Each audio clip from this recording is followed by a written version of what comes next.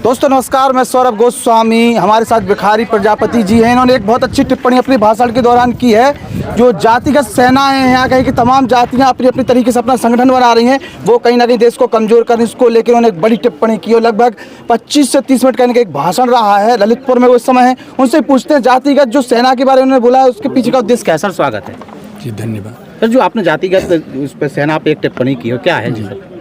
मेरे कहने का सीधा तात्पर्य है कि जातीय सेनाएं देश की दुश्मन नंबर 1 हैं और देश की नहीं, समाज की भी दुश्मन नंबर 1 है।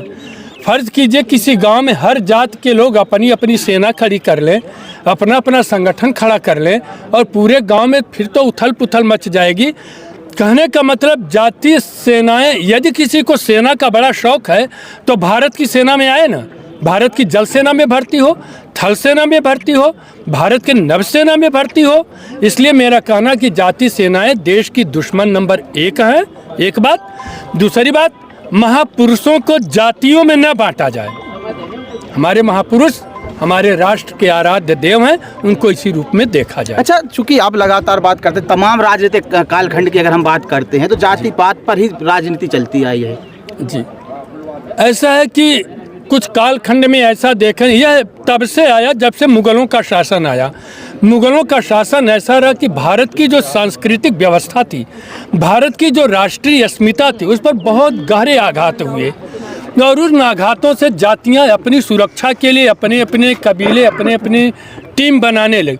लेकिन आज की तारीख में जब प्रदेश का नेतृत्व लोक सन्यासी योगी आदित्यनाथ जी कर रहे हैं और केंद्र का नेतृत्व एक श्वेत वस्त्रधारी नरेंद्र मोदी जी कर रहे हैं, तो ऐसी स्थितियों में जाति पात की सभा बनाना, जाति सेनाएं बनाने का कोई औचित्य नहीं है। विश्व हिंदू महासंघ किस प्रकार से अपनी भूमिका निभा रहा है? विश्व हिंदू महासंघ का एक काम है, यह चूंकि एक अंतर्राष्ट्रीय हिंदू संगठन है, इसका मुख्य उद्देश्य है कि देश दुनिया में फैले हुए हिंदुओं को उनकी संस्कृति और उनकी सभ्यता का एहसास करा करके उन्हें एकजुट करना, ताकि हमारी भारतीय संस्कृति और हमारी भारतीय सभ्यता जो पूरी दुनिया में छाई रही किसी समय, वह इस समय भी वह आए और सब लोग उसे अंगीकार करें, स्वीकार करें। संघ विस्तार कर रहा है आपका? हाँ, तो क्या सभी वर्गों को लिया जा रहा है? कहाँ कहाँ संघ विस्तार कर चुका है? मैं तो यूपी का अध्यक्ष हूँ। हमारे जो राष्ट्रीय अध्यक्ष हैं पहले योगी आदित्यनाथ जी महाराज जी थे।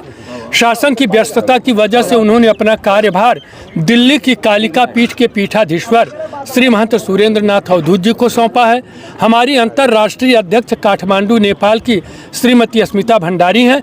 इसी तरह से देश दुनिया के 154 संगठन जो हैं विश्व हिंदू महासंघ के बैनर तले वे बृहद हिंदू समाज को एकजुट करने का कार्य कर रहे हैं। यूपी में क्या भूमिका है आपकी?